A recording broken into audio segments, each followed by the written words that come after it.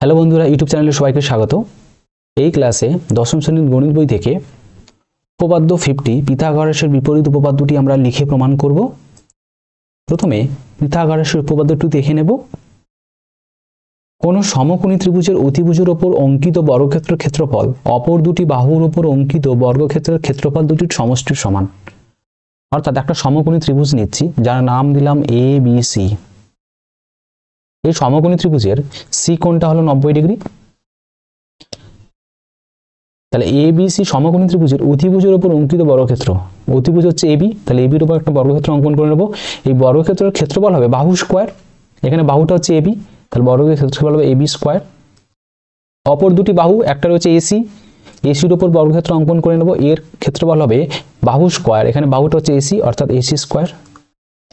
এবং এই বিসি বাহুর উপর অঙ্কিত বর্গক্ষেত্রের ক্ষেত্রফল হবে বিসি স্কোয়ার। পিথাগোরাসের উপপাদ্যটি বলছে অতিভুজের উপর অঙ্কিত বর্গের ক্ষেত্রফল অর্থাৎ অতিভুজের স্কোয়ার সমান এবি স্কোয়ার সমান হবে AC square plus BC square.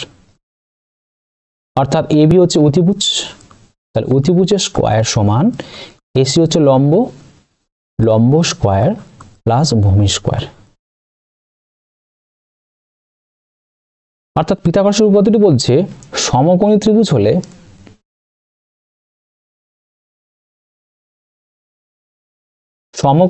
হলে এই শর্তটি সত্য হবে যে অতিভুজের স্কোয়ার সমান লম্ব স্কোয়ার প্লাস ভূমি স্কোয়ার হবে। এখন পিথাগোরাসের বিপরীত উপপাদ্যটি হবে মানে রিভার্স, মানে উল্টো। অর্থাৎ এই যে শর্ত রয়েছে অতিভুজের স্কোয়ার সমান লম্ব স্কোয়ার প্লাস ভূমি স্কোয়ার, এটা যদি সত্য হয়, এটা ভূমি স্কোয়ার হবে, এটা যদি সত্য হয় তবে ত্রিভুজটি হবে সমকোণী ত্রিভুজ। এটাই হচ্ছে পিথাগোরাসের বিপরীত উপপাদ্য। অর্থাৎ পিথাগোরাস বলেছিল কোনো সমকোণী ত্রিভুজের ক্ষেত্রে অতিভুজের স্কোয়ার সমান লম্ব স্কোয়ার প্লাস ভূমি স্কোয়ার হয়। এবারে বিপরীত উপপাদ্য হচ্ছে যে এই বিপরীত অর্থাৎ এই অতিভুজের স্কোয়ার সমান লম্ব স্কোয়ার প্লাস ভূমি স্কোয়ার, এই যে শর্তটা, এই শর্তটা যদি সত্য হয়ে যায় কোনো ত্রিভুজের ক্ষেত্রে তাহলে ওই ত্রিভুজটি হয়ে যাবে সমকোণী ত্রিভুজ। এটাই হচ্ছে বিপরীত উপপাদ্য। তাহলে পিথাগোরাসের বিপরীত উপপাদ্যটা আমরা লিখব। কোনো পুরো এই পিথাগোরাসের উপপাদ্য থেকে লিখতে পারি আমরা। এবার এখানে সমকোণী ত্রিভুজটা প্রমাণ করতে হবে আমাদের, মানে সমকোণী ত্রিভুজটা লাস্টে হবে, তাই সমকোণী ত্রিভুজটা আমরা লিখবো না। অর্থাৎ কোন ত্রিভুজের এখানে অতিভুজটাও লেখা যাবে না, কারণ সমকোণী ত্রিভুজের ক্ষেত্রে অতিভুজ, লম্ব, এগুলো, ভূমি, এগুলো আমরা নাম দিতে পারি। যে কোনো ত্রিভুজের ক্ষেত্রে আমরা অতিভুজ নাম দিতে পারি না, ওই জন্য অতিভুজটা লিখবো না, এখানে একটি বাহু করে দেবো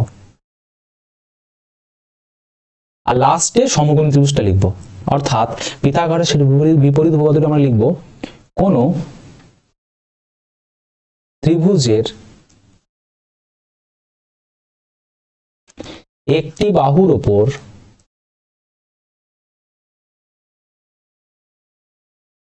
অঙ্কিত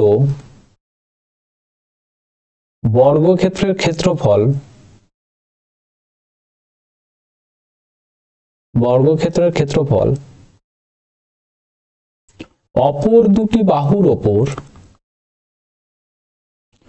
অপর দুটি বাহুর ওপর অঙ্কিত বর্গক্ষেত্রের ক্ষেত্রফল দুটির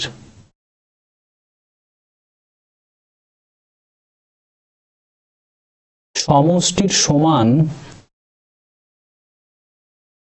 হলে ত্রিভুজটি একটি সমকোণী ত্রিভুজ হবে।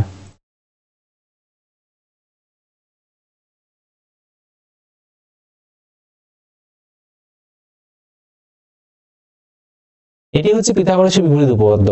কোন ত্রিভুজের একটি বাহুর উপর অঙ্কিত বর্গক্ষেত্রের ক্ষেত্রফল অপর দুটি বাহুর উপর অঙ্কিত বর্গক্ষেত্রের ক্ষেত্রফল দুটির সমষ্টির সমান হলে তখন ত্রিভুজটি সমকোণী ত্রিভুজ হবে। এখন এই পিথাগোরাসের বিপরীত উপপাদ্যটি আমরা প্রমাণ করব। প্রথমে লিখব প্রদত্ত।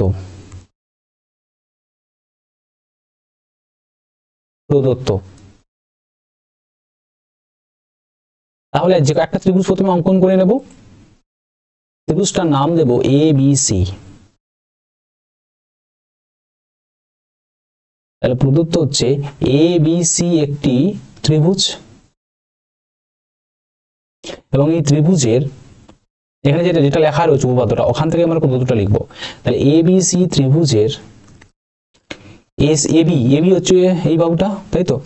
অর্থাৎ এবি বাহুর উপর অঙ্কিত বর্গক্ষেত্রের ক্ষেত্রফল, এটা লেখা রয়েছে ওখান থেকে লিখছি, একটি বাহুর জায়গায় লিখবো এবি। তা এবিসি ত্রিভুজের এবি বাহুর ওপর অঙ্কিত বর্গক্ষেত্রের ক্ষেত্রফল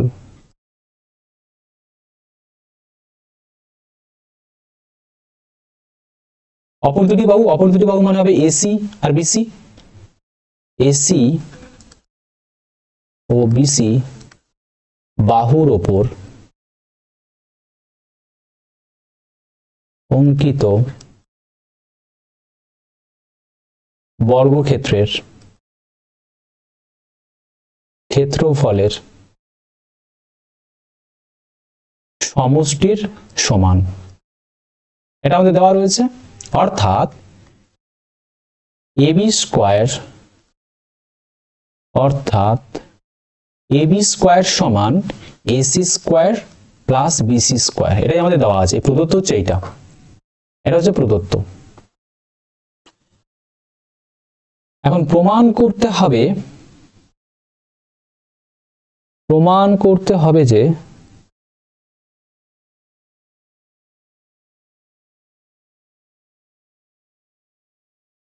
ত্রিভুজ এবিসি একটি সমকোণী ত্রিভুজ, অর্থাৎ সমকোণী ত্রিভুজ, অর্থাৎ এই সি কোণটা 90 ডিগ্রি প্রমাণ করতে হবে। তাহলে এ সি বি কোণ এটা 90 ডিগ্রি, এটা আমাদের প্রমাণ করতে হবে। যেটা প্রমাণ করলে ত্রিভুজটা সমকোণী ত্রিভুজ হয়ে যাবে। এখন অঙ্কনটা করে নেব। অঙ্কন,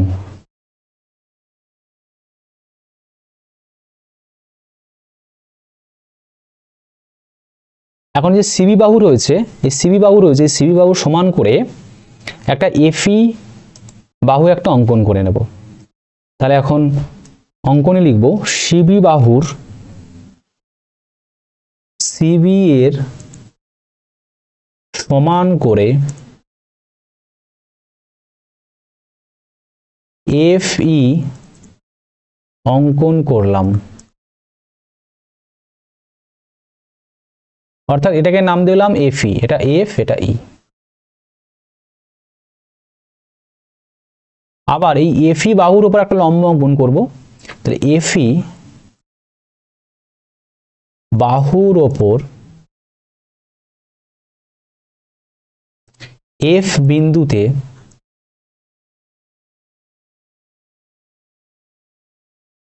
বিন্দুতে একটি লম্ব অঙ্কন করলাম।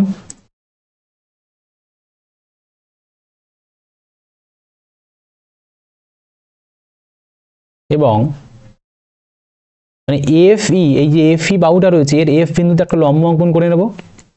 এবং সিএ, এই যে সিএ যে বাহুটা আছে, এই সিএ বাহু সমান করে এখানে এফডি অঙ্কন করে নেব। এবং সি এর সমান করে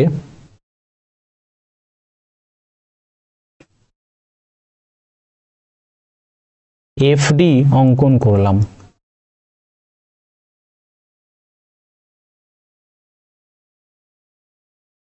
অর্থাৎ এটা এই নামটা দিলাম ডি। এই এফডিটা হচ্ছে এসি যে রয়েছে, এসি বাহুর সঙ্গে দৈর্ঘ্য সমান। এসি বাহুর যে দৈর্ঘ্য, এফডির বাহুরও দৈর্ঘ্য সমান। এটা কিন্তু 90 ডিগ্রি, এটা কিন্তু লম্ব এঁকেছি, এটা লম্ব অঙ্কন করেছি।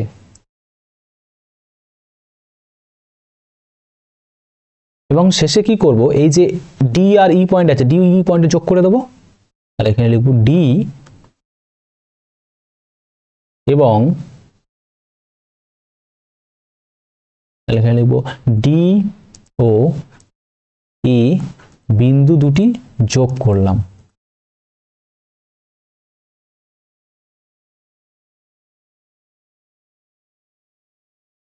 এবার প্রমাণটা করব। প্রমাণ,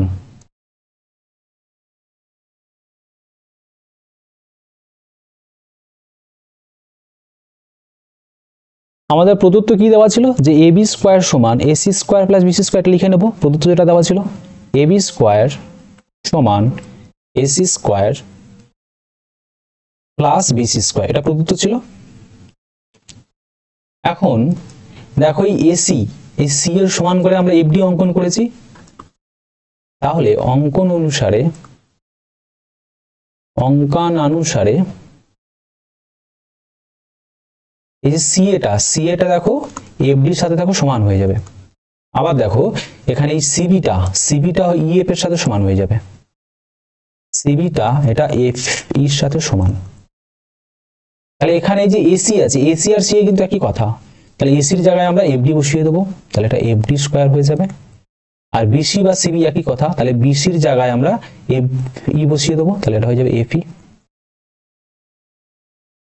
এসির জায়গায় বসিয়ে দিলাম এফডি, এই এসির জায়গায় বসিয়ে দিলাম এফডি, কারণ এই এসি মানে এই সাইডটা এইটা দুটো সমান। আবার বিসি আর এফই এটাও সমান, এখানে বসিয়ে দিলাম। এখন লক্ষ্য করো এই যে ত্রিভুজটা রয়েছে ডিএফই, ডিএফ যে ত্রিভুজটা রয়েছে, এখানে দেখো এফটা 90 ডিগ্রি, কারণ আমরা এফই বাহুর ওপর এফ বিন্দুতে একটা লম্ব অঙ্কন করেছিলাম, লম্ব মানে 90 ডিগ্রি। এই যে কোণটা এটা কিন্তু 90 ডিগ্রি ছিল, তাহলে 90 ডিগ্রি হওয়ার জন্য এই ডিইএফ, এটা ডিইএফ এই যে ত্রিভুজটা, এটা সমকোণী ত্রিভুজ হয়ে যাবে, সমকোণী ত্রিভুজ। কারণ এই ডিএফই কোণটা এটা হচ্ছে 90 ডিগ্রি, সেজন্য কি হয়ে যাবে, এটা একটা সমকোণী ত্রিভুজ হওয়ার জন্য পিথাগোরাস থিওরেম এখানে অ্যাপ্লাই করতে পারবো। মানে পিথাগোরাস থিওরেম প্রয়োগ করে দিলে কি হবে, এই যে অতিভুজের স্কয়ার অর্থাৎ ডি স্কয়ারটা হয়ে যাবে এফ ডি স্কয়ার, মানে লম্ব স্কয়ার আর ভূমি স্কয়ার হয়ে যাবে এফ স্কয়ার। তাহলে লম্ব স্কয়ার প্লাস ভূমি স্কয়ার এখানে রয়েছে, দেখো লম্ব স্কয়ার প্লাস ভূমি স্কয়ার, এটা হয়ে যাবে ডি এর স্কয়ার। এটা কিন্তু পিথাগোরাস থেকে পেয়েছি, এই দুটোর স্কয়ারের যোগফল এটা ডি এর সাথে সমান হবে, এটা কিন্তু পিথাগোরাস থেকেই পেয়েছি।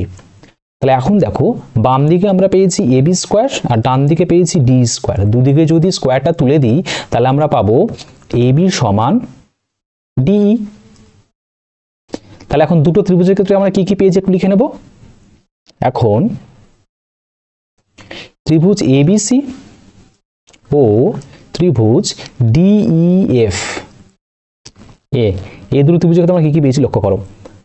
আমরা এখানে প্রমাণ করলাম যে এবি আর ডিটা সমান। আবার অঙ্কন থেকে আমরা পেয়েছি দেখো সিএটা হচ্ছে এফডির সাথে সমান, এখানে লিখেছি সিএটা এফডির সাথে সমান।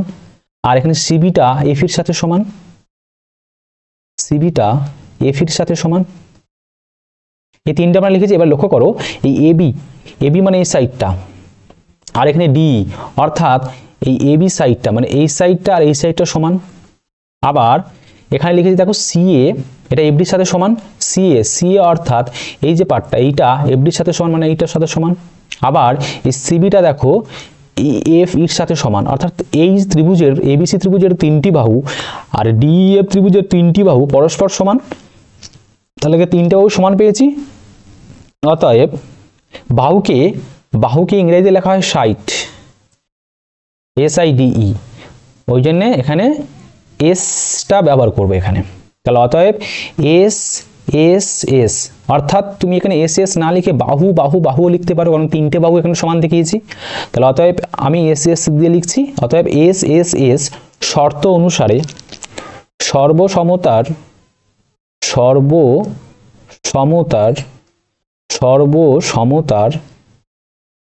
শর্ত অনুসারে, যেহেতু বাহু মানে এর 3টে বাহুর সাথে ওর 3টে বাহু যদি সমান, তাহলে ত্রিভুজ দুটো সর্বসম হয়ে যাবে। এবিসি ত্রিভুজ সর্বসম হয়ে যাবে ত্রিভুজ ডিইএফ এর সাথে। সর্বসম মানে কি, দুটো ত্রিভুজ সমান হয়ে যাবে। তাহলে এখন লক্ষ্য করো যেহেতু তোমার ডিইএফ একটা সমকোণী ত্রিভুজ, সেজন্য এবিসিও সমকোণী ত্রিভুজ হয়ে যাবে। তাহলে সর্বসম হয়ে গেলে তাহলে এই এবিসি এসিবি যে কোণটা, এই কোণটার সাথে ডিএফ এর সাথে সমান হয়ে যাবে, আর ডিএফ আমরা 90 ডিগ্রি পেয়েছিলাম, তাহলে এটা 90 ডিগ্রি। তাহলে এসিবি কোণ হয়ে গেল 90 ডিগ্রি। তাহলে এবিসি কোণ তাহলে এবিসি ত্রিভুজটা এটা হয়ে গেল একটা সমকোণী ত্রিভুজ। তাহলে এবিসি একটি সমকোণী ত্রিভুজ, এটাই আমাদের প্রমাণ করতে বলা হয়েছিল। পিথাগোরাসের বিপরীত উপপাদ্যটাই বলছে ত্রিভুজটাকে সমকোণী দেখাতে হবে। আমরা এখানে ত্রিভুজটাকে সমকোণী দেখালাম, এ সি বি, এইটার মানটা বের করে দিলাম 90 ডিগ্রি। কারণ যেহেতু এবিসি ত্রিভুজটা যেহেতু ডি এর সাথে সর্বসম, তাহলে এর একটা কোণ 90 হলে এর একটা কোণ 90 হবে, অর্থাৎ এই কোণটাও সমকোণী ত্রিভুজ হয়ে গেল, প্রমাণ হয়ে গেল। পুরো ভিডিওটা দেখার জন্য সবাইকে অসংখ্য ধন্যবাদ।